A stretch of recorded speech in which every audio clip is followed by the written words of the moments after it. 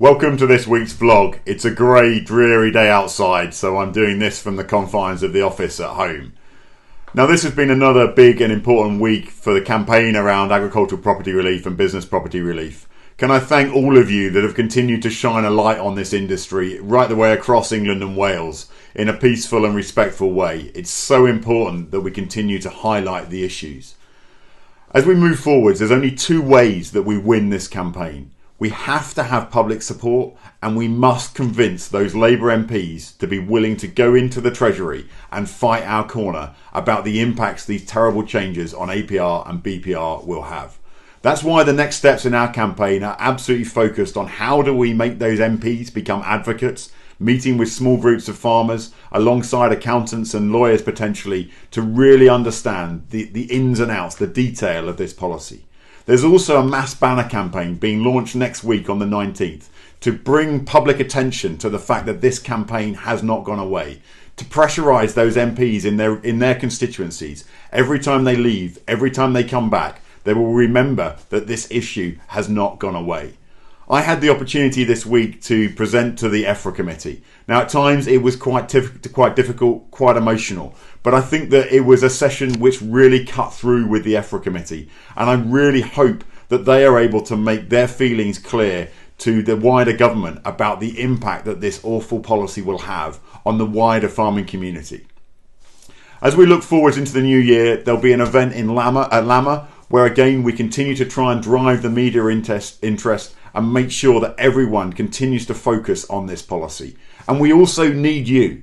We want you all to be involved in the banner campaign. Early in the new year, our online shop will go live. You'll be able to purchase the merchandise at cost and make sure it can be promoted right the way across all of the United Kingdom. Please do join in, because it's absolutely crucial we draw as much attention to this as possible. I also just want to reflect quickly on avian influenza. We know that there's been a few outbreaks in the east, and unfortunately we understand that as of today, this afternoon, there will be an avian influenza protection zone in place for the eastern counties through up to the East Riding of Yorkshire. So if you've got poultry in that area, please obviously look out for the details of that. And for everybody else with poultry, be vigilant and make sure that you're doing everything you can for biosecurity. At the moment, this won't be a housing order. It will be mandatory biosecurity that needs to be put in place.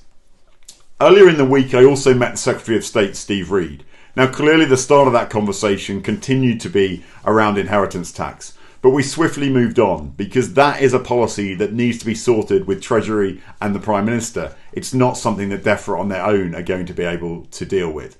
I raised the concerns that you have raised with me about the press release that came out of DEFRA saying £380 million had been invested in the industry since the start of December. Now, that was just a contractual payment for services that have been delivered, and I know that you felt that it was misrepresentative, and I made that very, very clear to the Secretary of State. We then moved on to some of the other issues, particularly the endorsed action within the SFI. I have huge concerns that at the moment Natural England are creating delays for many of you that have applied for that element within an SFI scheme. It's not acceptable that an arm's length government body is not able to deliver and delays the cash flow on your farms. I also raised concerns about how that will work within the higher tier scheme when that becomes available next year. We then moved on to trade and standards for imports, because that is an absolutely essential element as we move forwards to enable us to get fair returns from the marketplace, which I know is what we all want to do. So thank you very much for listening to this week. Thank you for your support and for continuing to shine a light on the challenges that we face, and I look forward to speaking to you next week.